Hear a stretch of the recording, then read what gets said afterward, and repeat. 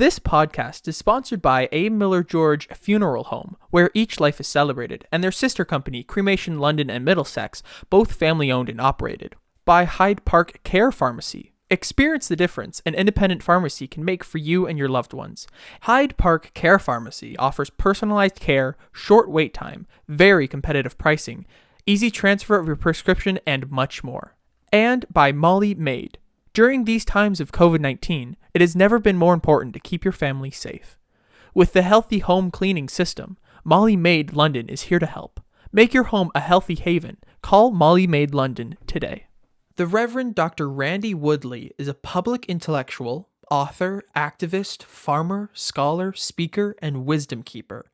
He is a recognized leader in the field of Indigenous and Intercultural Studies, Ecology, Spirituality, Race, Theology, and Missiology. Randy and his wife Edith are co-creators and co-sustainers of Eloheh Indigenous Center for Earth Justice and Eloheh Farm and Seeds.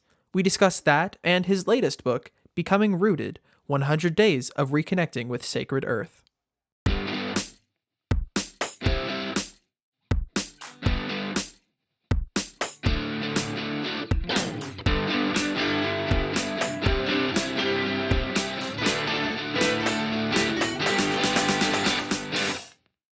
Good morning, good afternoon, good evening, whenever and wherever you may be. Welcome to another edition of the Vickers Crossing podcast. The Vickers Crossing is a virtual space where faith intersects with the public square and where we thankfully get to intersect with you, our wonderful listeners. And thank you for being here. My name is Rob Henderson, and I am the rector and priest at Holy Trinity St. Stephen's Anglican Church in London, Ontario. And I am Kevin George from St. Aidan's Anglican Church, also in London, Ontario. My name is Ian. I'm the producer of this podcast and the person that sends it out into the world. He's the man. All right. And this is our sixth season that we're continuing, and it's been a great season so far. Today, our fifth episode, but we thought it couldn't get any better until we landed on today. And today we're very excited. I'm looking forward to meeting this gentleman, distinguished professor of faith and culture of Portland Seminary in Portland, Oregon. Dr. Randy Woodley is here, and looking forward to chatting about his work. His expertise has been sought in national venues as diverse as Time Magazine, Christianity Today, and the Huffington Post. Randy identifies strongly with issues of eco-justice, diversity, and racial justice. He has found that sweet spot of sharing difficult truths, all in the spirit of love and acceptance through his teaching. And Randy's authentic and timely messages dig into the roots of our own imbalanced and unjust systems in an effort to restore all of us to a place of harmony. Amen. And he's got a brand new book released just a couple of weeks ago. Where's my copy? Here it is. Becoming Rooted, 100 Days of Reconnecting with the Sacred Earth. Hey, Kevin and I have the same book. Yeah, I got a book. But that is one of many we will discuss. There's another that I'm looking forward to chatting with him about the Shalom and the Community of Creation, an Indigenous vision. I really love this. That's a great book. To me about a year ago. Yeah, it was really good. So anyway, we're going to talk to Randy coming up soon. All right. And before we do any of that, we want to do our land acknowledgement. The Vickers Crossing acknowledges that this podcast is recorded on the traditional lands of the Anishinaabe, Haudenosaunee, Lenapeawakan, and Attawandaron peoples on lands connected with the London Township and Sombre Treaties of 1796 and the Dish with One Spoon Covenant Wampum. These lands continue to be home to diverse Indigenous peoples whom we recognize as contemporary stewards of creation and as vital contributors to our society, and people with whom we wish to work to continue to move towards reconciliation and hope. So there's our land acknowledgement. Yeah. Very good. I want to take a moment to acknowledge our sponsors and offer our deep felt thanks to them for helping us and being supportive of the ministry that we're doing together. To A. Miller George Funeral Home, where each life is celebrated, and their sister company, Cremation London Middlesex, both family owned and operated. And our thanks to Dave Mullen, and hi to everybody at A. Miller George today. Hello, Dave. Let me know what you're doing with my Montreal Canadiens. I want to do a shout out to Carol Basada, owner, pharmacist, operator of Hyde Park Care Pharmacy, locally owned, locally operated, locally loved. Go to a local pharmacy and get her to hook you up with all the drugs you need. And last, but certainly not least, we want to say a huge thank you to Molly Maid. Make your home a healthy haven. Call Molly Maid London today. Trisha Lister is the wonderful human being over there who hooked us up with that. So thank you to them over there as well. Praise Jesus. And we love to talk about books, obviously, on our podcast. We like to talk about, and to the authors that wrote these books, but we also like to talk about what we booked. So It's time now for the special segment of the Vickers Crossing we like to call, Hey, Kevin, who the heck did you book this week? Drum roll, please.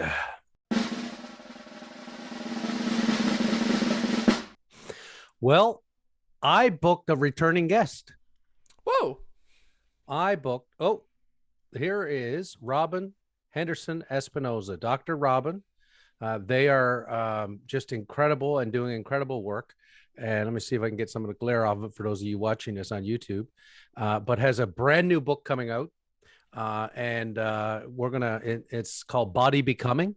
And we're going to have them on, and we're going to talk about that book and just the incredible work that Dr. Robin's been doing in the community. So we're very excited to be having them back.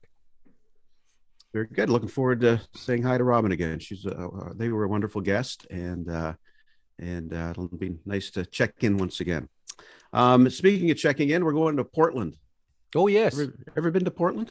Never been to Portland. I've never been to Portland. Trailblazers? Trailblazers. Yeah. I want to find out a bit more about Portland, and we'll do that now as we welcome Dr. Randy Woodley to the Vickers Crossing. Come on in, Randy.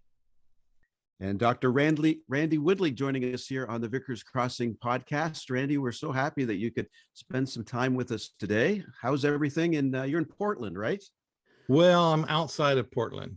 Okay. Yeah, if I was in Portland, I might get shot by now because we're having crazy shootings. We're having this post-COVID, during COVID effect of crazy people shooting each other. Yeah. It's been absolutely nuts. So anyway, I'm glad I'm about 45 minutes southwest in the very start of the coastal mountain range outside of Portland. So beautiful. But I have 2 kids who live in Portland.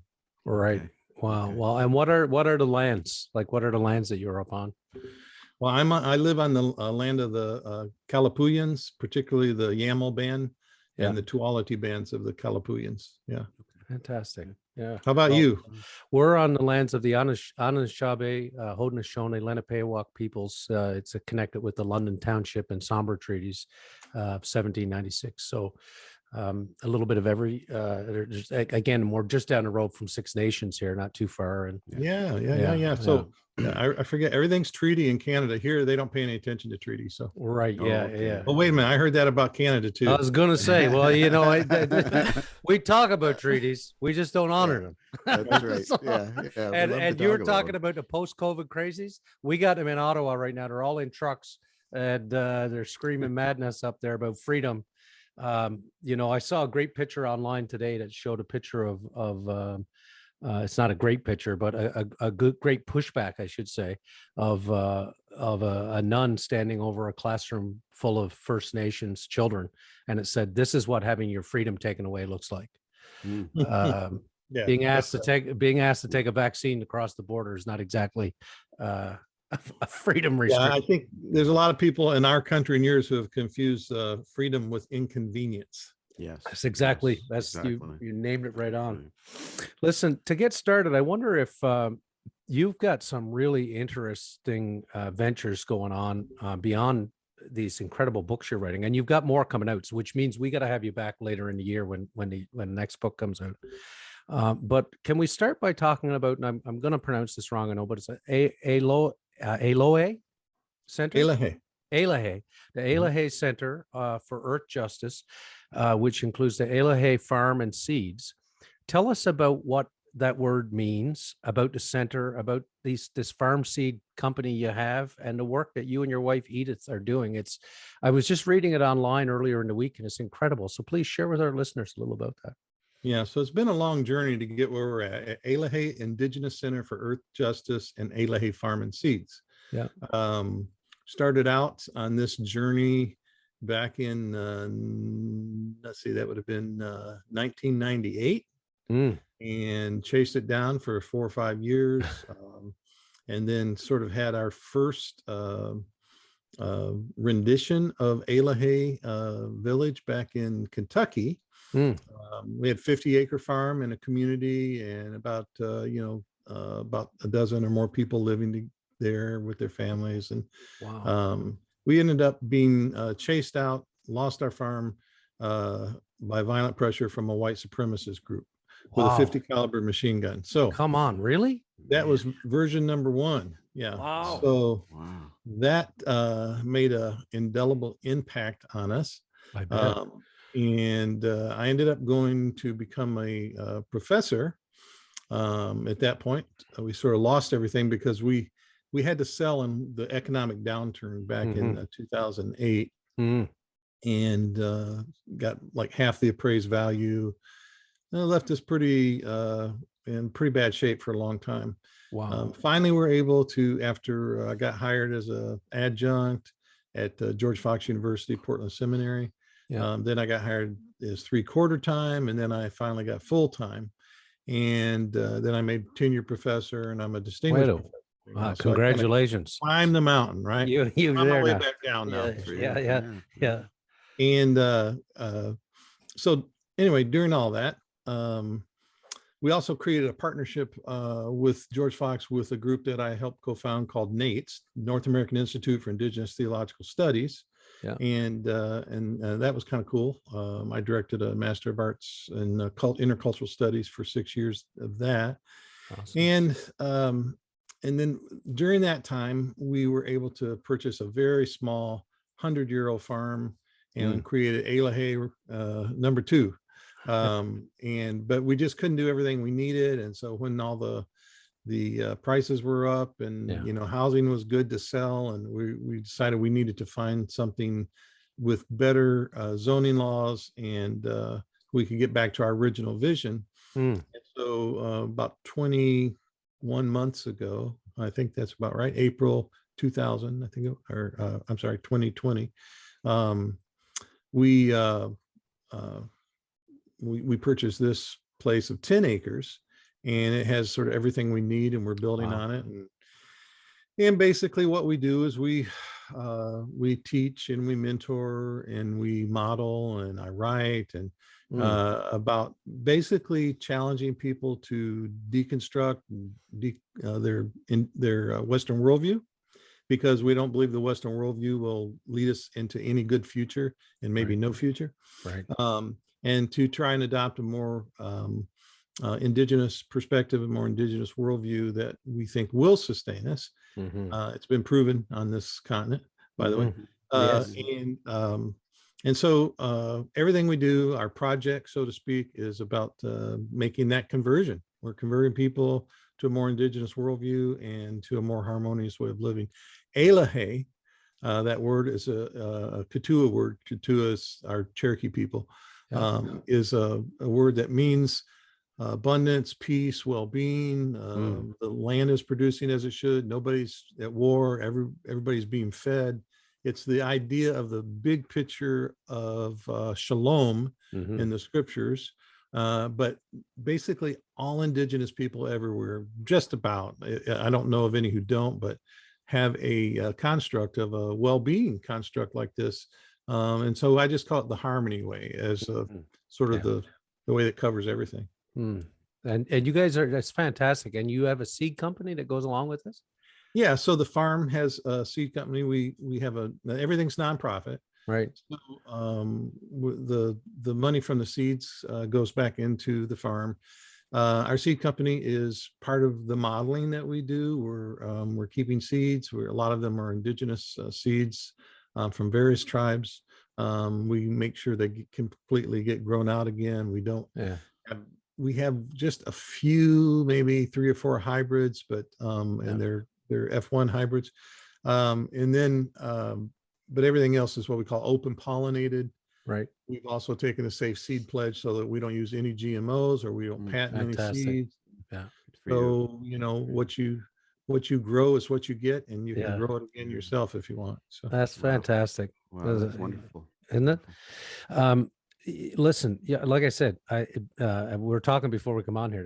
Like I said, I saw somewhere they call you the book dude. You've got a story with that too. But Man, you have pumped out some great books. Along with your friend Bo Sanders in 2020, you released Decolonizing Evangelicalism, an 11:59 p.m. conversation. I'd hold the book up, but it's on my Kindle. I really like that book. And I think it goes along with some of the Miguel de la Torre stuff we've been reading. There you go. It is. There it is. Yeah. I don't know if, just want to draw a picture that this is Jesus carrying the cross and the American flag is flying off. Yeah, I love that. Yeah. Well, that was my idea for a book cover. That's fantastic. Perfect. But I think, like, Miguel de la Torre with the decolonizing work and so on. And we just had Aubrey Hendricks on here talking about his book, Christians Against Christianity. I know both those guys. They're great people. Yeah. And I couldn't help when we were talking to him and when I was reading his book, thinking about this book as well. Specifically because you both express the same exasperation about where American evangelicalism finds itself, that the church is engaged in theopolitics shouldn't be new to anybody. We've always been there, but the shift that's happened in evangelicalism away from social justice, in fact, to name social justice as something that's sinful, is really quite stark and startling. And you both write about this incredibly well. One of the things that I found really interesting in the early part of that book was, I love, by the way, the conversational style of that book of you and Bo talking, and it's just great. That's also, it's really that's how we are to each other. So we thought, let's write it like that. I sort of got the sense of that, right? Like when I'm reading it, I felt like I could be back at the pub, back up at Crossings, listening to a couple guys having a chat about all this stuff. And I'm like, I love this. But early on in that book, and by the way, shout out to Bo for getting a Canadian citizenship. Way to go, Bo. Yeah, he's a dual citizen. He That's played right. Canadian football. Oh, did he really? Yeah. Who did he play for? The Canadian Football League for a while. I'm not sure. Oh, wow. Have Bo on. Well, yeah, Bo's next. So Bo, you know what that means? Bo knows football. Oh yeah. Careful. Sorry, but anyway, early in the book, you're advocating about reconsidering language, and you sort of on the spot come up with this word, reverbiaging. Is that, am I saying it right? Reverbiaging. Well, I said reverbaging. Yeah, reverbaging. That's it. And you rattled off to Bo a bunch of words that you said, no, these need to be, decolonized, so to speak, and because they speak of a different time and age. I wonder if we can and I'll pick up a question on the other end, but let's play a little word association. I'll say a word that's imbued with the baggage of Christian evangelical empire, imperialism, and so on, and you fix it for us. Okay, and I'll either make one up or I'll remember what I wrote before, or you will stump me. Okay. Okay. So let's start with God. Yeah, that's a weird term anyway, right? Comes from the German of a small God. Good. Yeah. Good. So So great mystery. I love that one. Creator. Good. Sort of the the source, the ultimate source. Yeah. Love it. Christian. Yeah. Bad news. Yeah. So followers of Jesus. I like that. Going on the way. No one ever called themselves a Christian in Scripture, by the way. No, especially not Jesus. No. Exactly. That's a shock to so many, isn't it? That was my mother. Mom, Jesus wasn't a Christian. Well, you want to really shock some people. Tell them. Yeah, Jesus didn't convert, right? And and I don't think he ever wanted to start a religion. I don't think that was the point, right? No. And if he would have wanted to start a religion, it certainly wouldn't look like Western Christianity. So I think we're pretty safe. Yeah, I think so. What about Bible? Yeah, scriptures. I just say the scriptures. Yeah. Kingdom. There's one that's really just horrible. Yeah, so everybody's dealing with that, and Jesus never used the word kingdom, right? So he basically was talking about a realm of God. Right. And so some people say kingdom, and if I say kingdom, I always like to say shalom kingdom, because that's the kingdom he's talking about. It's the one that fits right in with his whole theology, which is shalom. And it's this what I call the shalom Sabbath Jubilee construct that's from the beginning of those scriptures to the end. And so we could say a lot of things. I think if Jesus were around right now and he had the knowledge of understanding how the globe itself is in peril, and how everything in that is in peril, and how it all works together and fits together. I think he would say something like community of creation. Yeah, I love that. Which is what I use. Yeah, missionary. There's a word that's gotten us in all kinds of trouble. Yeah, the missionaries are the darlings of evangelicalism and others, and it's such a weird thing. By the way, I've got a book coming out late fall called Mission and the Cultural Other, a closer look, and it's a critique of our whole Western mission. I feel a book launch special coming on, Randy. That one's going to get me in a little trouble. Okay, well, we want to be a part of trouble. We want to be a part of good trouble. Yeah, it's good trouble. Yeah. So missionary. I don't remember what I said before, but ambassador. Is that what I said? Maybe I think you said ambassador. Yeah, gospel. Yeah, I mean, why do we say that? It's good news message, good message. Yeah, here's one that's packed: salvation. Yeah. So if we would substitute the word healing every time we see salvation, our theology would be a lot better. Here's something I've been accused of being: heathen. Are you from the Heather? No, I'm not, but I've been called a heathen. Yeah. So I mean, that's a crazy thing. That's like saying maybe redneck, or it basically comes from British colonialism. And at first the people from the Heather, Scotland and parts of Ireland and that were heathen. They were from the Heather. It was just like a hillbilly, right? Yeah. So it's just a derogatory word. We don't even need to use that. No, I like it. And so what do we use instead? People who aren't like us. Yeah. Cultural other. Yeah. The cultural other, I think, is what cultural other, I think, is what you used. Repent. Yeah. So we don't really mean that when we say that. What we mean when we say repent is to just sort of like say we did something wrong. But that's not what repentance is, right? No. So repentance is actually turning the opposite direction, disentangling everything we've been entangled in that took us the wrong direction, and re-entangling ourselves in everything going the opposite direction. Right. Now, if we can find a good word for that, that would be great. But it just basically means to go the opposite direction. Right. Yeah. Turn around. U-turn. U-turn. There we go. And how about one of the great words the church has used over the years to beat people to death? Sin. Well, people would call me a Pelagianist. I am totally convinced that Augustine's doctrine of original sin is one of the main detriments that the church ever took a hold of. And so, no kidding. Yeah. This idea of the sinful nature, then we had to have a sort of a violent atonement to take care of that, and all these other kind of crazy things that happen. So, sin, a great word, a more theologically sound word, I think, is mistake. Yeah, so exactly. And born again. Yeah. So there's one example of that. I think it's a great construct, by the way, born again. Yeah. But Jesus only used it one time, but he said, follow me like 36 times. That's right. Yeah. So maybe we should be saying following Jesus, not being born again. So. Yeah, I love that. What about ministry? Yeah, service. Love it. And of course, evangelical. Yeah. Did I say all those? You did, yeah. Every one of those. Yeah. Wow. When Bo and I get going, man, you rattled those off to him like bada, bada, bada, bada, bada, and he went, "Wow, that's." Bo goes. The response back is Bo goes, "That's a lot of words." Oh man. So evangelical. I think the best word is exvangelical now. Yeah. We're having trouble evangelicals. By the way, if I can go back to what you said prior to this exercise, you talked about, I think you mentioned something like faintly about 19th century evangelicalism or something, how it's changed in social action. Right. So I just want to say, in this country, there has always been two streams. Right. There have been like the Puritans and the Pietists, right?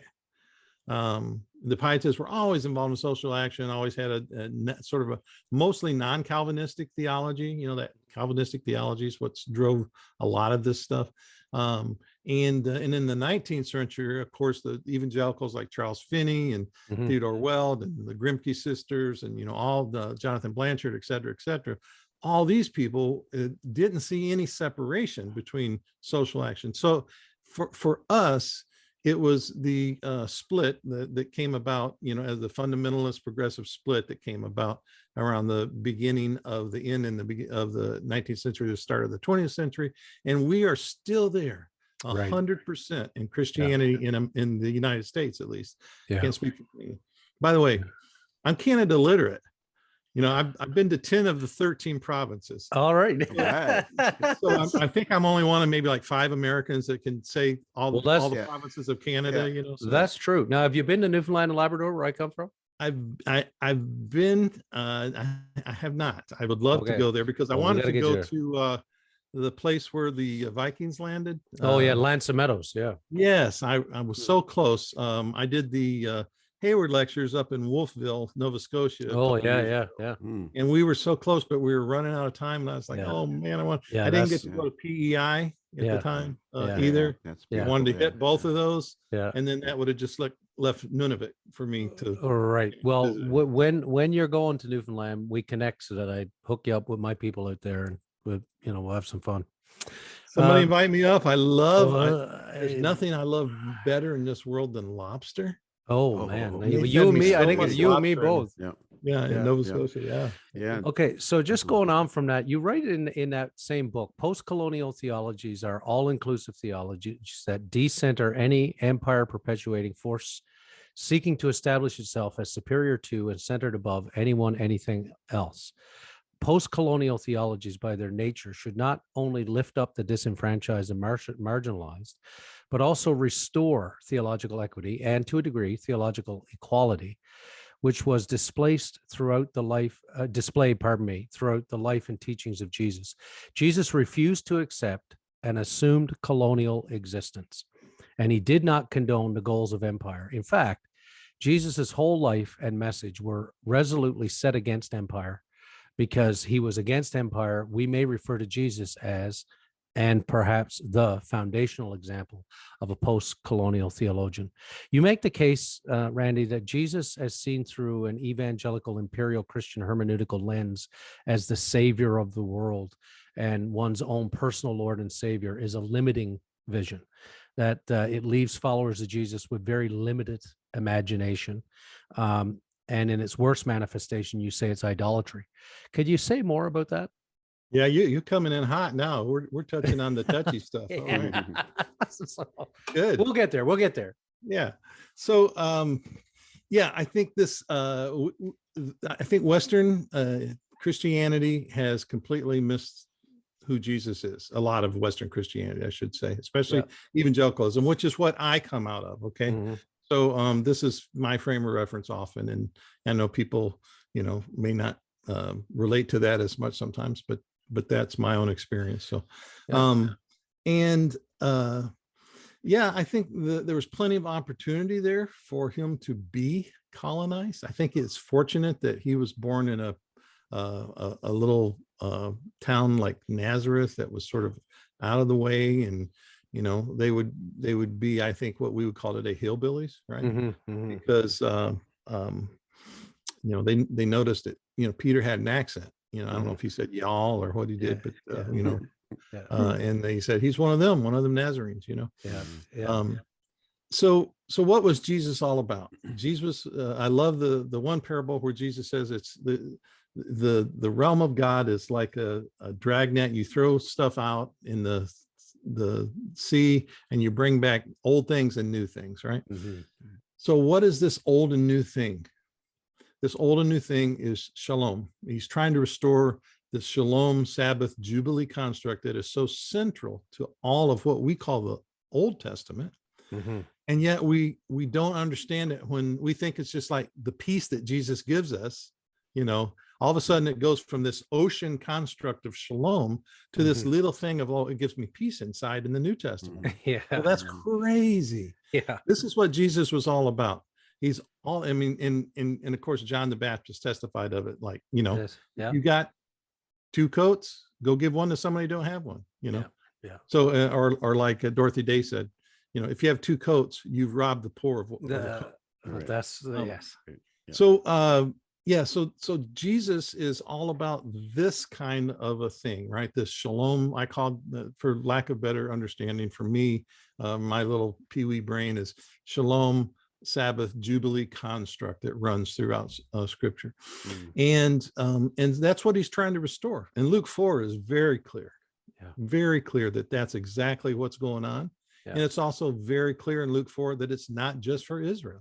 No, and so and then so if that's what the Gospels are, and then the book of Acts basically tells how you establish communities, or how the sort of history of how they were established. And then the rest of the scriptures, which every other book, by the way, is dealing with a specific problem. Yes. But they're all, one of the things that they're trying to do is say, this is how you live shalom out. This is how you live this out, and this construct that they know so well. I love in 1 Peter 4:8, where it says, above all, love one another, because love covers a multitude of sins, and don't neglect to be hospitable to one another when you invite each other in your homes, which is sort of the core of shalom, is to be with each other, to be intimate, to be personal, to be in one another's homes. And that is something that the Western church has completely missed, because the Western church structure, by and large, again, not trying to condemn everybody, I do think you can actually like be a Christian and follow Jesus. It's just really difficult. It's hard. But that's what it's about. It's about living this stuff out, right? Yeah. And the rest of it, if you look at it like this, Jesus came to reintroduce this Shalom, Sabbath, Jubilee construct, and the rest of the New Testament is all about how you live that out. Yeah, I love it. That's fantastic. So maybe we could talk a little bit more about that Shalom, because I kind of feel like you kind of answered the question I was going to ask, but I'm going to ask it anyway, because it really connects to this book that I absolutely loved, and Shalom and the Community of Creation and Indigenous Vision. And certainly, Randy, here in Canada, there's been an increased awareness of books by many Indigenous authors. There's been a heightened interest in books about Indigenous peoples and their stories and such. And a lot of our parishes right now are doing book studies around these things. And so I really think, for our listeners, this is definitely one I want to recommend you take a look at and read. When I first got the book, though, it was a gift that somebody gave me, and I saw Shalom, and my first thought was, oh, it's a book about peace, as you mentioned, right? That Hebrew word peace. I'm going to read about peace and an Indigenous vision of peace, but it's a much broader thing than that, and you tackle that in the book. And I wanted to just read a little paragraph from it, and then maybe we can talk a bit more about it on the other side. But you're right that in trying to simplify the ingenuity and theological grandeur of Shalom, we might ask ourselves a few elemental questions, such as, how does God live? And what holds the Trinity together? On what principles was the universe built? Put simply, Shalom is the answer to such questions. And another question we might ask is, what is God's dream? And I believe our best attempt at understanding Shalom says that God's dream is a world in which all creation lives in accordance with the ways of Shalom. The observation that all creation is connected not only suggests familiarity between all creation, but also expresses a tangible and intentional relationships. In such relationships, human beings should make room for the possibility that all creation in some ways bears the image of the Creator. In other words, there is something of God in all creation, and living out these relationships is sacred when we live in Shalom. So I wonder if you could maybe say a little bit more about, how we can understand that God's dream for God's world, and how that links up to our relationships with each other, but also with creation as a whole. Sure, but I'm not sure I actually wrote that. That sounds like way smarter than I am. Well, do you know we get? Nailed it. It's very we get that a lot, don't we, Rob? We quote, when we read it back, we quote our readers and they go, "Did I write that? I don't think I wrote that." The intelligence in your voices that makes it sound. Well, now you're being silly. Yeah. Okay. So to respond, if we think about Trinity as a construct, and I always say, from an Indigenous perspective, not a theological, historical, traditional perspective, from an Indigenous, natural perspective, I believe that God is at least Trinity. I get in trouble with that, but to me, Trinity is the first permutation that actually community can exist. And so, if you have one, you got a dictator. If you have two, you have this, kind of king and queen rule. But three is like so many more permutations. It's I think what we can call safely community. And I believe that if you look from the smallest, subatomic level all the way up to the multiverse, there's nothing that exists in singularity in all of creation. Nothing. And so that must reflect Creator. So Creator then therefore can't make something that is not Creator self or from Creator self. It doesn't make sense to me anyway. And so therefore that there must be this plurality, right? And so in that is perfect shalom, is the perfect love, vulnerability, deference, preference, etc., that it takes for community to exist. And in that community, Creator says, hey, Great Mystery says, I'm gonna go to earth. I'm gonna actually my goal is to bring people into this kind of community on earth. Okay. And so that's the whole point of Jesus, is to create that shalom community on earth. And that's a pretty simple message. I mean, there's nothing really, it's profound, and yet it's very simple. And that's my simple understanding of things. And it's liberating. Yeah. And that's how we're supposed to live. We're all supposed to live. And I believe these are the Indigenous instructions for all Indigenous peoples, which is what I would call the harmony way, which is living in shalom, or living in Eloheh, or living in Hojon, or living in Ubuntu, or however you want to put it, from Indigenous peoples all around the world. These well-being ideas, constructs, if you will, of how things are supposed to be and how the earth is supposed to relate to one another. And so our primary role is to be what some people would say caretakers. I would say co-sustainers of all the rest of the community of creation. So I was taught in, Genesis story, human beings were created last because they were, the pinnacle of creation. And I'm like, no. Human beings were created last because Creator needed someone with the tools and adapted to take care of everything else. And so that's our privilege. And, let's hope that we have that privilege for a long time. Oh yeah, definitely. And that said, definitely the shalom is the dream and the goal. But we also know that we can't ignore the fact that we live outside of that, which is, you make the point here in the book talk about disharmony, that when we're living, the opposite of that shalom is disharmony, and you deal with that in the book. And I wanted to ask you about that, because certainly Indigenous communities we know are living in disharmony and have been for a long time. And you talk about the disharmonious effects of Native Americans and First Nations people because of colonization. And that's a section of the book as well. And I wanted to quote, you quote John Mohawk, who wrote that colonization is the greatest health risk to Indigenous peoples as individuals and communities. It produces anomie, the absence of values and sense of group purpose and identity which underlies deadly automobile accidents that's triggered by alcohol abuse, creates conditions of inappropriate diet, which leads to an epidemic of degenerative diseases, and the moral anarchy that leads to child abuse. Those are very powerful words. But from your vantage point, though, in the U.S., and again, I just want to quote the book and then get your thoughts about it. When you're talking about this, you say, my intention in discussing American colonial history is neither to blame the oppressor nor to excuse the victim.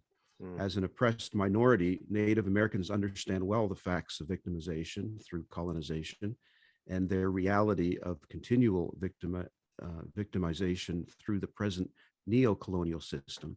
But as oppressed people, we are not without agency.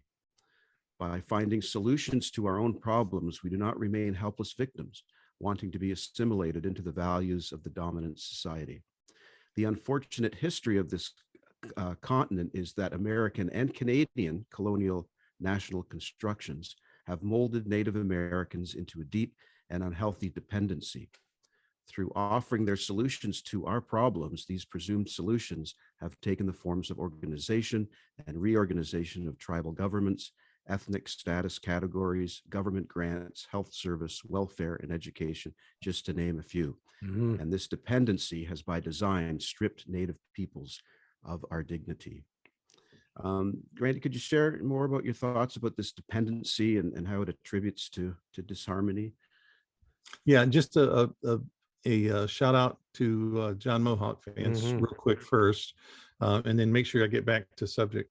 But I do want to mention him. Someone asked me the other day in an interview, what writer has had more influence on you than anybody? And it's John Mohawk. A tremendous amount of respect. When I was in high school, I used to receive the Akwesasne notes, and he was the editor. And then later, I rediscovered him in my sort of theological journey, and then he also is a farmer like me, and so he's a earth tender, a plant tender. So I've seen a number of interviews, but I unfortunately never got to meet John Mohawk. But yeah, so I just want to say that he probably a lot of what you're asking, I may have learned through his writings and his talks. Okay, now tell me the question again. Oh, just your thoughts about this dependency and how it attributes to disharmony, and really how we as the white privileged settlers, we need to understand how our solutions are not going to be the answers to fixing the oppression. Yeah, I always think it's ironic, for white folks to complain about natives on the welfare rules. I don't know about what's happening in Canada. I know that happens in Canada too. But here, our largest recipients of welfare are the oil companies and then the industrial farmers. But Canada too. Yeah. So, but the dependency was absolutely planned. And in some of my books and some of my teachings, I've got letters from all the presidents, and that's basically the whole thing is get these Native people in hock. That was their idea. Right. And then they'll have to trade away land because they can't pay you back. And it was an idea. And the church did the same thing. Yes. The church came in with this paternalistic sort of attitude that said, we know what's best. Your culture is not, ours is. On and on and on. You can talk about white supremacy and white normalcy or whatever you want to talk about, colonialism and how it works.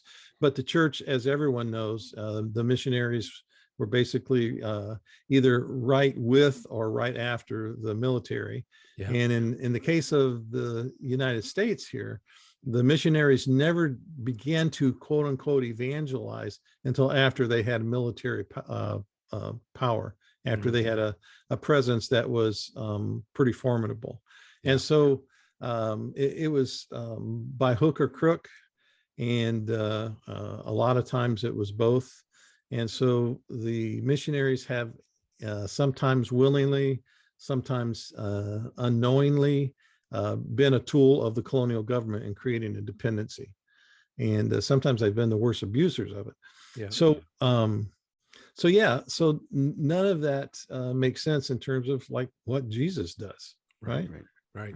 And so this is exactly when we talk about empire. Yeah. This is when Jesus talks about the world, right? Yeah. The worldly philosophies, and when Paul talks about it in Romans 12, etc., it has to do with empire. Right. It's that is the worldly philosophy. We always think, because of the Puritans and the purity culture and all that came with us over here, that's about, don't, do sinful things like have sex before marriage or drink too much or whatever, but really what it has to do with more than anything is this whole idea of falling for the philosophies of empire. Yeah. And so that's what we need to free ourselves from. Well, and here in Canada, I mean, you know, it was cultural genocide, and it was the Anglican Church of Canada, it was the Roman Catholic, well, Church of England then, but the Roman Catholic Church, the Presbyterians and so on, all of us who operated these residential schools with the government's financial support. I mean, but we administered these things. We had Jean Tellier on here, who's a Métis writer and historian, talking about how we settled the West and how violent that was in the days of Louis Riel and everything that happened, and hand in glove with the RC, well, what has become the RCMP, with Northwest Police, were the priest who went out there with them to begin to de-Indianize, right, and make European these peoples who are indigenous to the land. Yeah, absolutely. We had residential boarding schools here too, right? Yeah. Same thing, same stories, etc. In fact, they really, the modern version started in the 1870s here with Carlisle Indian School, and then it spread. But there was earlier versions too. But basically, the difference in Canada was that the denominations ran them with the support of the government. In the United States, the government ran them with the support of the denominations. Okay, so I mean, either way, we're in concert, and we see the results of it now. I mean, here in Canada, we're in the midst of this terrible situation with a small portion of the trucking community that's occupying Parliament Hill, but they're also occupying a border crossing out in Alberta. And yesterday, the Athabasca First Nation chief sent a letter to the provincial government in Alberta, which passed legislation in 2020 as a measure to force Indigenous peoples to get out of the way of pipelines.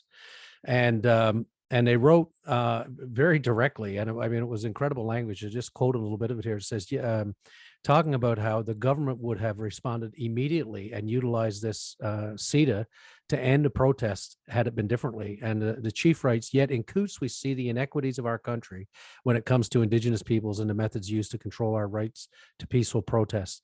If the blockade in Coutts consisted of Indigenous people, there would have been arrests and charges laid. Instead, the Coutts blockade is being allowed to continue, even though it at times has become violent.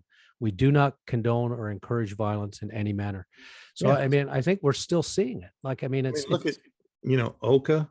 Yes. What was the one at Six Nations with the golf? That's it's up in Cayuga. That's that, and you have of course, there's the tar sands, and then you have the whole western of movement of Occupy No More and everything they're trying to do. And wet Sahooten right now out in BC. So all of this is going on, and this is just what colonialism does. It picks and chooses where it wants to exercise its laws. Yeah, I mean, you hear the chief of police in Ottawa right now talking about restraint and about how we don't want to inflame the situation and all this stuff. And everything. Church who needs to be up in arms about this and speaking truth to power. That's exactly right, and that's the message that we hope these sorts of conversations can get across, that we shouldn't be passively watching this happen, right? In fact, the evangelical churches in Ottawa opened their doors to these occupiers, and they're welcoming them in because then they had a Sunday morning prayer service and so on.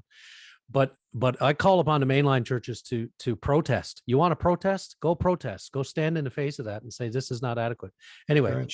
Shifting ahead, we promised we'd talk about this new book you've got out, which, if I can say, if you're in any ways like me and you like to take time in the day to do personal, quiet prayer and devotion, this is a book you should have by your little book stand where you do that. So I'm going to invite you, Randy, to read. I don't want you to write something right now, believe me. But you already wrote it, Kevin. Yeah, you already wrote it. Yeah. The book is called "Becoming Rooted: 100 Days of Reconnecting with Sacred Earth." The book is so beautifully written, and if I can say, beautifully bound. It's just such a great book. When I took it in my hands, I said, I love this. My first hardback. Yeah, you wrote in the introduction, I'm inviting you on a 100-day journey with creation. This journey will take you deeper into your own particular place, your own original somewhere. Becoming rooted will help you encounter the particular place that makes you someone. The journey will help you get in touch with your own roots, with the land on which you now live, and with the people who lived that land for thousands of years prior to your arrival. I really love that.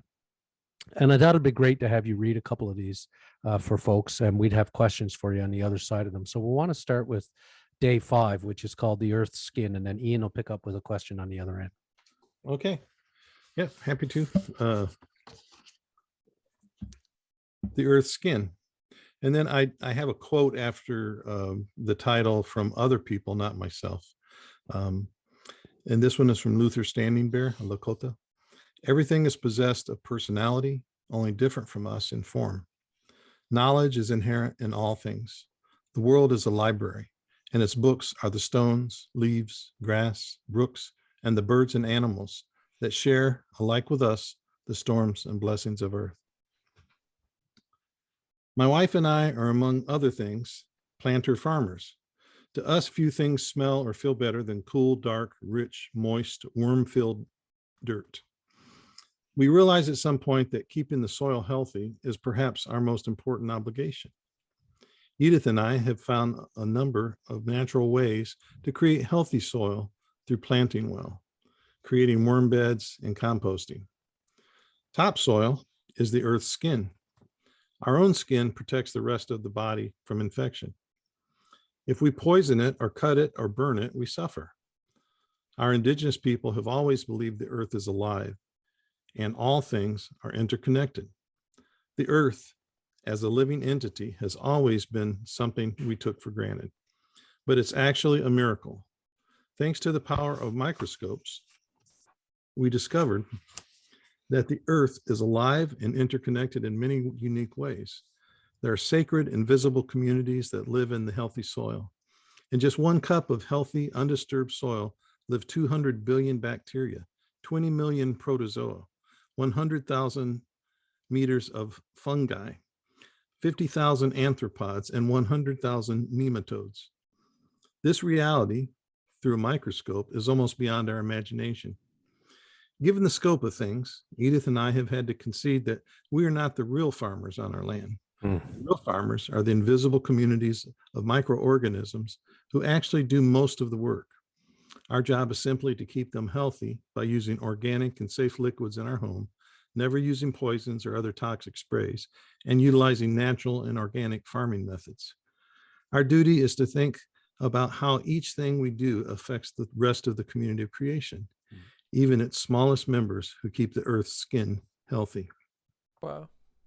What vow? Do you want me to read that part? Yeah, please do. Yeah. Yeah, then there's at the end of every single one to break up the Platonic dualism of just thinking things.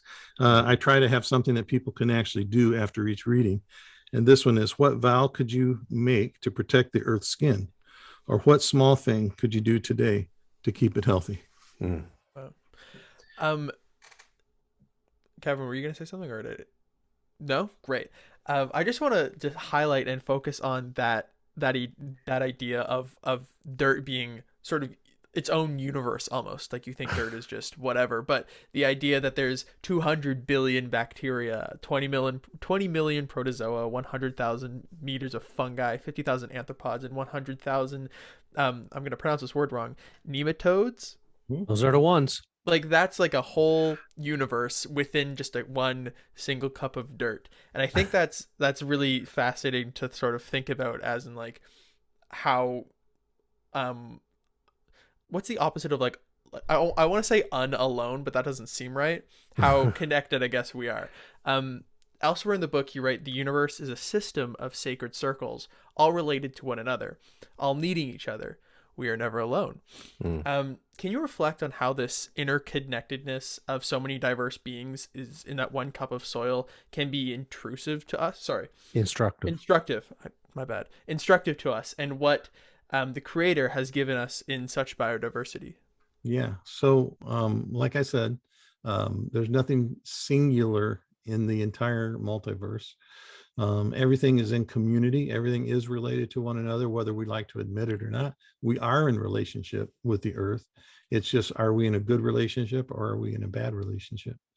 And so, and by the way, I broke all this down, but Another estimate that I heard was that in one handful of healthy soil, there are more organisms than there have been people who have ever lived on the earth. Wow. Wow. Wow. Yeah, amazing. So imagine now that's one handful, right? Yeah. So we have this undiscovered world underneath us that we really don't understand. We know they're all relating. Some are eating each other and spitting each other out, and some are doing different things, and they're emitting good things, and all of this sort of stuff. And then they go up into the plants, right? And then the plants have their own thing that they do that's related. They can't do it without all these things going on. And then the plants, what do? They affect us. They take in the bad and they spit out the good, right? Yep. And so we get to breathe as a result, and then what do? We are involved in all these other, so it's all connected, we are all connected to one another. And when any species on earth dies, goes extinct, it's a slap in the face to God. Yeah. So we have to do our best to preserve everything and to keep it in balance. That's our job, harmony and balance as co-sustainers of the earth. And just more than anything, learn to be better relatives. Yeah. I can't help but think of Peter Enns, Rob, when he was on talking about about looking the other way out into the cosmos. Yeah. And about how seeing how vast all of that is as well. So it seems that I see both ends. You look down into the dirt and see this incredible vastness. And how about the ocean? And the ocean. And the ocean haven't even touched, we don't even know what's happening in a lot of the ocean right now still. Yeah. I mean, it's we are just like we there's such hubris in there's humor too, but there's a lot of hubris in just being human, right? Yeah. It's like this sort of Western projection that we are something like next to God or close to God, or the closest we'll get. I always laugh when people say, I can't wait till I get to heaven and I'll know all of my questions will be answered. And I'm like, I don't think there's enough eternities for all the questions. Yeah. As we'd say in Newfoundland, you're not all that in a bag of chips. Settle down. You're not all that in a bag of chips. Settle down. Now let's pivot from ocean and start talking about water, because that was the other section we were going to ask you to read, Randy, if you would, which was day 17. And that section is entitled "Water, Sacred to Us All." Yeah, I have I think 4 or 5 of these about different water and waters. Yeah. But because I love water. I mean, water is so cool. Yeah. Right. Yeah. Nobody lives without it. Well, I don't want to say what's in here before I might repeat it. So I'll go ahead. Benjamin Franklin said, I'm getting the place where I can see light. Okay.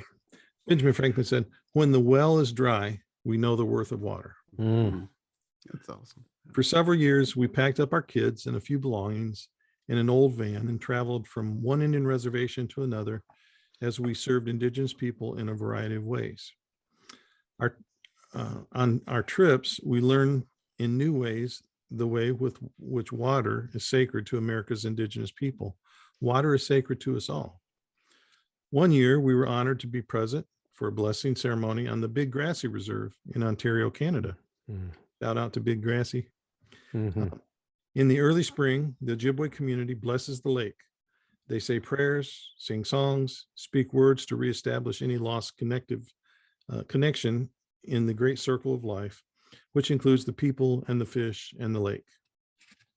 Across Turtle Island is Hopi land. In the bean dance, as with most ceremonies among the peoples of the Southwest, the Hopi nation prays for rain. I think that's about all the Hopi would like me to say about that.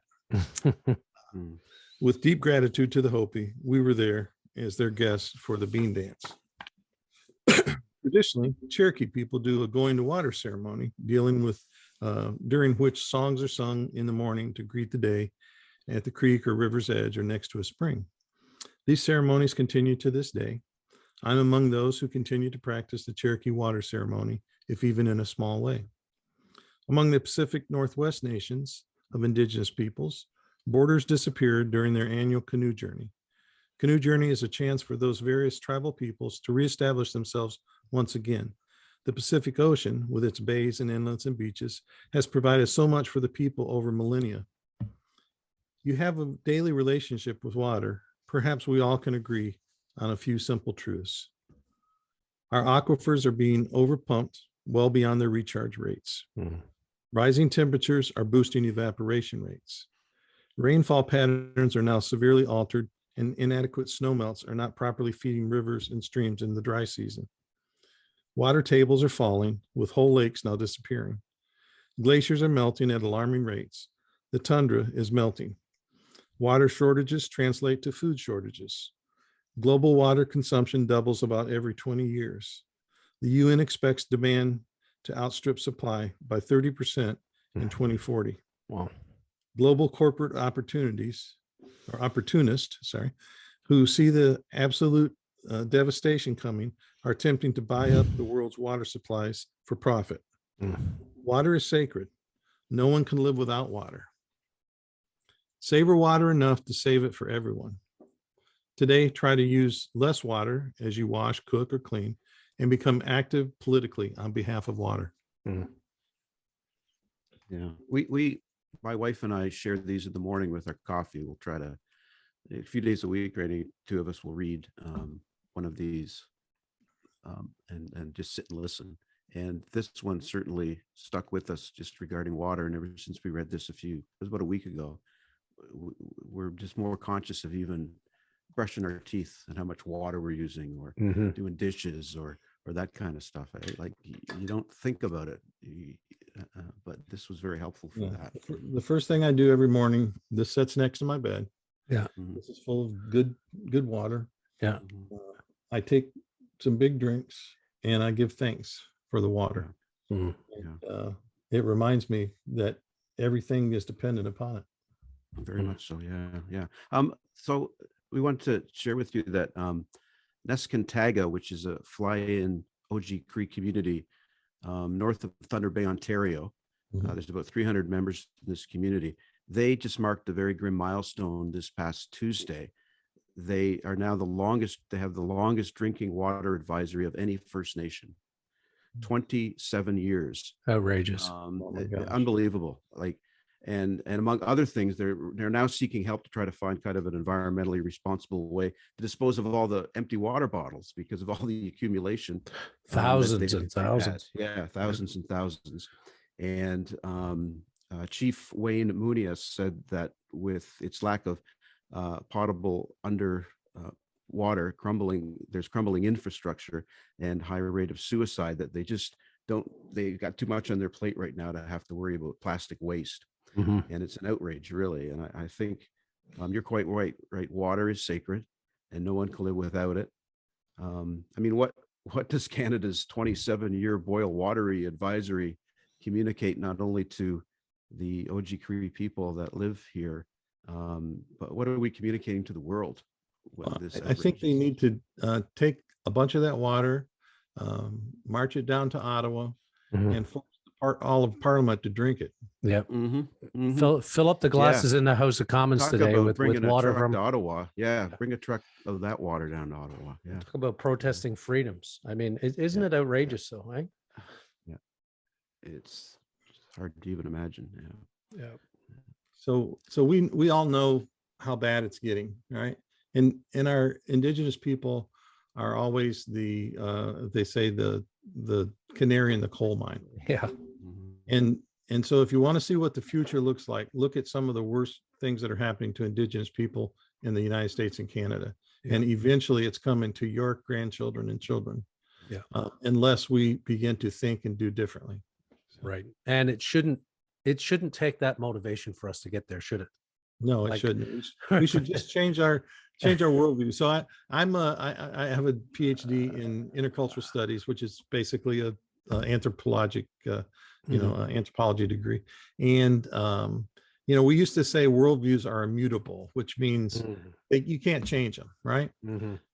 But I knew that was ridiculous the whole time, because all I had to do is look at women. Women have always had to operate in both worldviews, a man's and a woman's, that's right, in order to make it, right? Yeah. But now they're saying, there's this thing they called maybe 6 or 8 years ago, they called it Indigenous Cosmopolitanism, which means you're able to see through two worldviews very comfortably, right? Oh, okay. So you can act out of both worldviews, and that's of course what Native people have been doing forever. Yeah, right.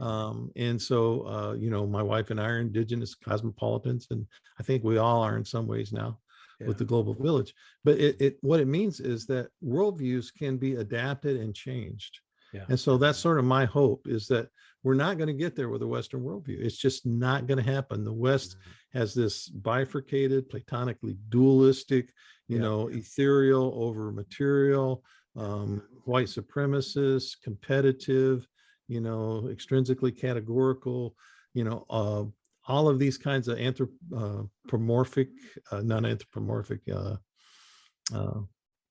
anthropocentric, worldview. All of these things are endemic to the Western worldview, and they have to go. And so, what allies like you folks and other folks have to do is lift up the Indigenous voices who are challenging and saying, here, let me help take you there. Let me help change these worldviews. Yeah. And we do that primarily through story. Yeah. Incidentally. But anyway, that's me on my tirade. Sorry. Well, appreciate it. And as Randy said, there's a really good section there on water back to back, which is really great. So, Ian, over to you. We have a relatively new segment, to season 6. I think it's new season 6 segment for the Vickers Crossing, which is called Listener Questions. Listener Questions. All right. Today's question for you, Randy, is from Nancy Dodman, the ever wonderful human being that she is. Nancy is a resident of London, and she attends St. Aidan's Parish. She's a recent retiree, a midwife, an all-around fantastic, wonderful human being. Let's hear what she has to say, or has to ask, rather. Randy, I want to thank you for this book. It took me back to very special times and very special places in my youth. In the chapter, The March of Progress, you talk about planting and growing on floodplains. And Canada last year learned to its dismay what happens if you plant cities on floodplains. There is around our city farming areas that are being paved over and turned into suburbia, such that people who are living in urban spaces do not have an opportunity to see plants growing, to garden, to be with nature. And I wonder if you could comment on that.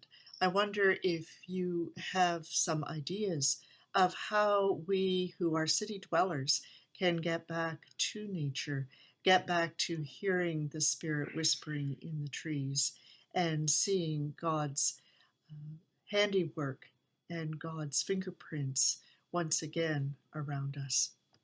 Thank you. Okay, great question. Set up the context very well. Appreciate that. Yeah. So, short-term and long-term answers, responses, real quick. Short-term. First of all, nature is still happening all around us in the city, right? Like there's still things going on. There's still flowers trying to grow through. There's still plants. There's weeds, or we call weeds. There's no such thing. That's right. There's still wonder that can figure. You have your birds and you have different things. So that's going on. Secondly, short-term. There are lots of kinds of experiments being done. There are rooftop gardens, there are CSAs and community gardens, and start one or join one.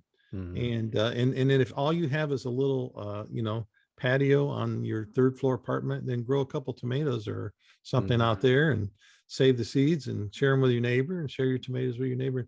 It's all connected. So you start doing it. You make, as someone said, you make the road by walking, and so it's about the journey. You get started, and that's how you do it.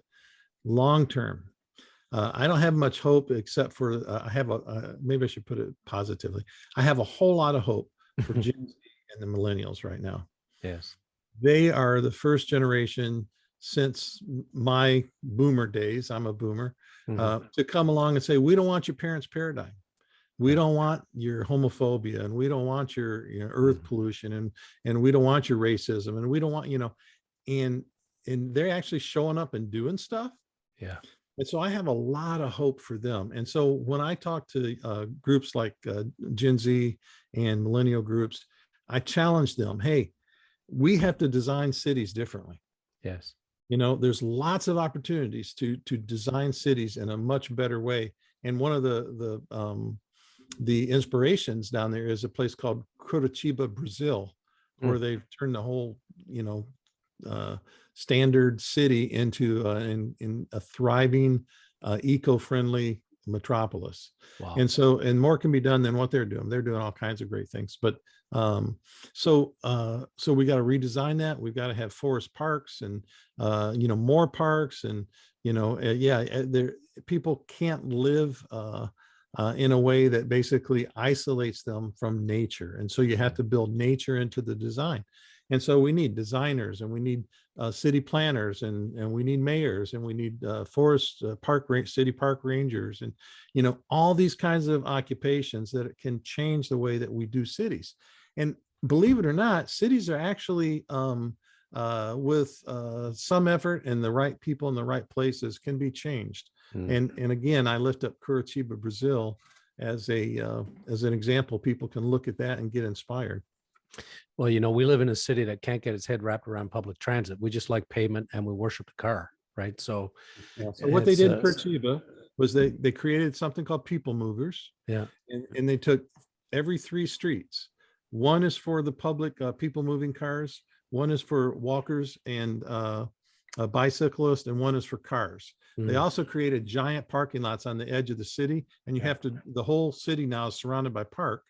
And now you have to basically park your car out there. Very few, some are allowed still to come in and drive, right? And those, but it's much more convenient and much easier.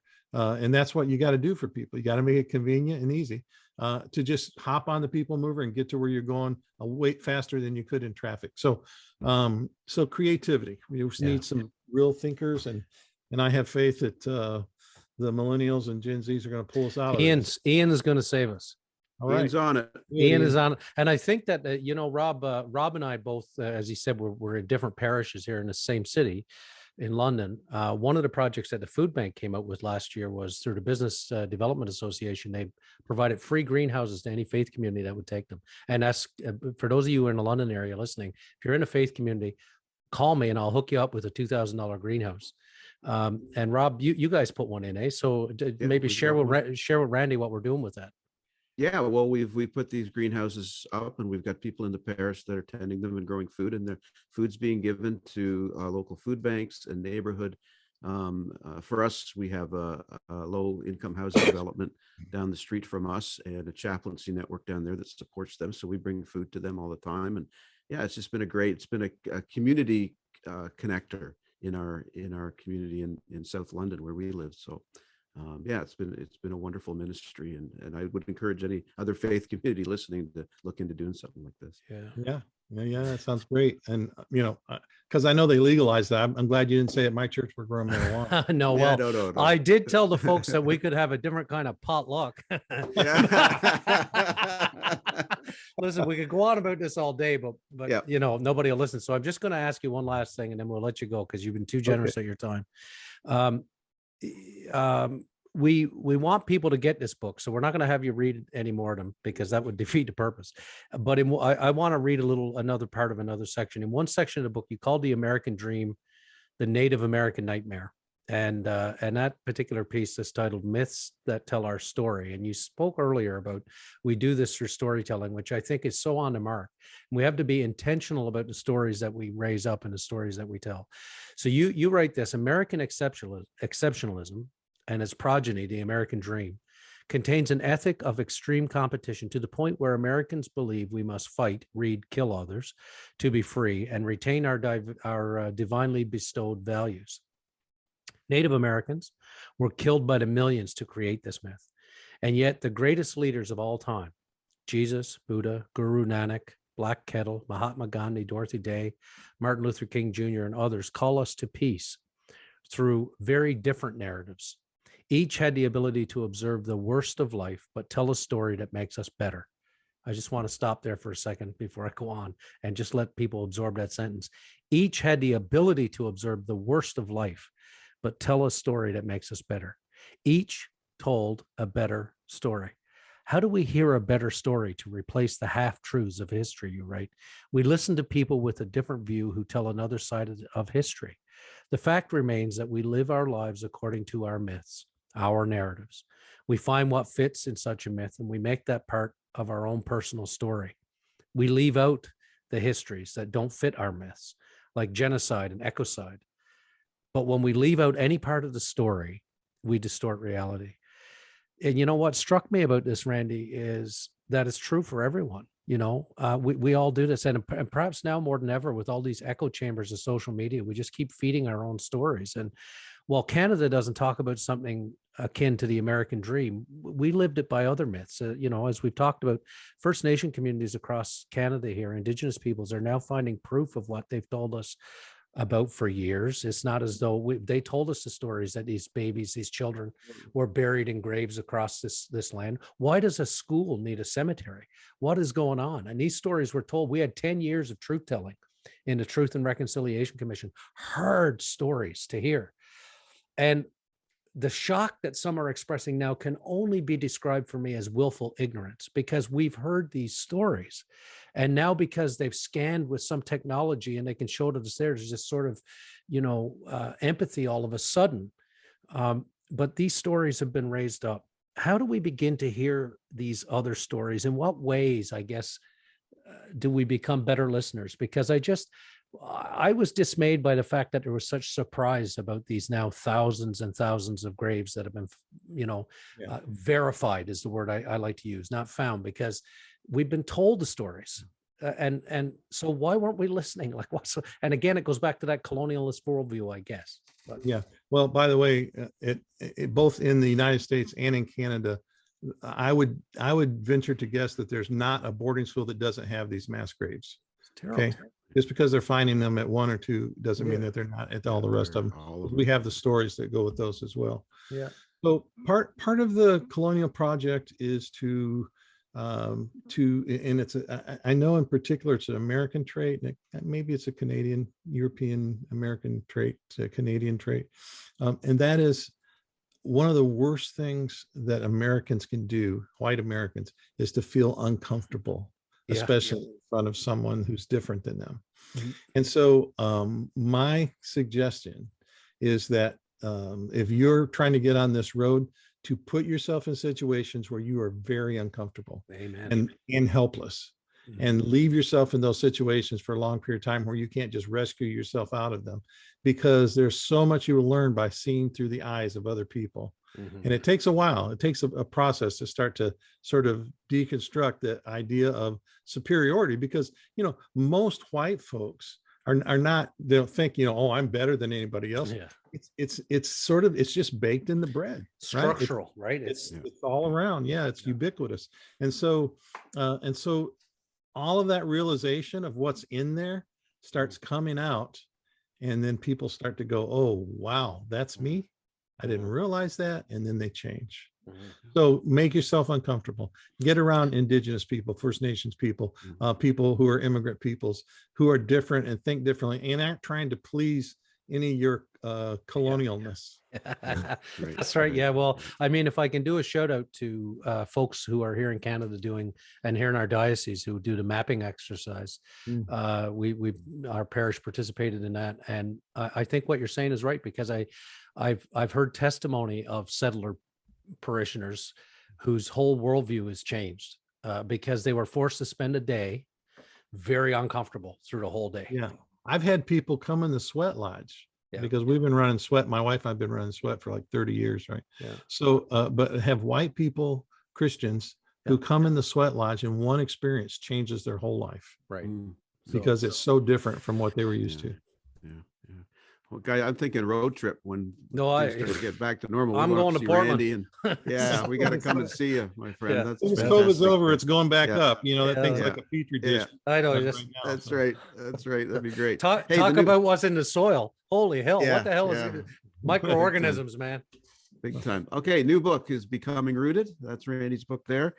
Shalom and the Community of Creation and Indigenous Vision is another one. And there's another one coming up, and we're looking forward to that. Randy, we've been so appreciative of you giving us your time today.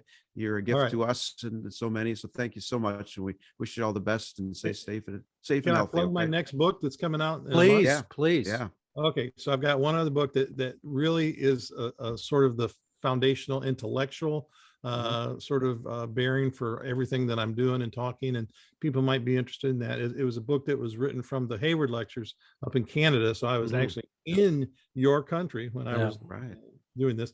But the book is called Indigenous Theology and the Western Worldview, a decolonial approach to Christian doctrine. It's with Baker Academic, and I'm looking forward to that coming out April 19th. So awesome. My birthday. So it's a good day for it to come out. Good but day. But you have another one coming out in the fall. Yeah. And then in the fall, we have Mission and the Cultural Other, a closer look. That's a critique of the Western Mission Project. Awesome. Well, I feel like there's, Rob, I feel like there's at least one book release special on here. Yeah. I see. Yeah, we got to happy to come back. I had fun with you guys. Thank you all. I appreciate it. Thank you, Randy. Thank you so very much. Randy Woodley, our guest today. What more can you say? I mean, Randy's just an incredible guy and an incredible gift. And I'm looking forward to reading every word he's going to be putting out in the next little while and catching up with that other book too that I haven't read. I can't put it down. That that sort of reimagining evangelicalism book, the 11:59 p.m. is subtitle, just incredible. Every book and that list of words. That list of words we did at the beginning, I thought every preacher needs to have that list next to them when they're writing their sermons. Yeah. And going back and saying, wait, I'm not going to use that word that I use every week. Right. I'm going to use Randy's word. That's right. And start. Because it's about broadening our imagination instead of being limited by our colonialist histories, right? I mean, it's incredible. Very much so. Yeah. All right. Thanks to our sponsors today, as always, to A. Miller George Funeral Home, where each life is celebrated, and their sister company, Cremation London, Middlesex, both family owned and operated, to Hyde Park Care Pharmacy, locally owned, locally operated, locally loved, and to our friends at Molly Maid, make your home a healthy haven. Call Molly Maid London today. I'm Rob Henderson from Holy Trinity St. Stephen's. And I'm Kevin George from over at St. Aidan's Church. And my name is Ian. Thank you for listening. And remember, Kevin, to always look both ways before you cross the street. Thank you for listening. Our hosts are Kevin George and Rob Henderson. Our producer and composer is myself, Ian, with original artwork done by Elizabeth Dodman. If you have any questions or want to know where to find us, tweet us at Vickers Crossing or find us on Facebook at The Vickers Crossing. If you have any other questions about anything heard on this podcast, leave us a comment or look in the description to find out more. Thanks!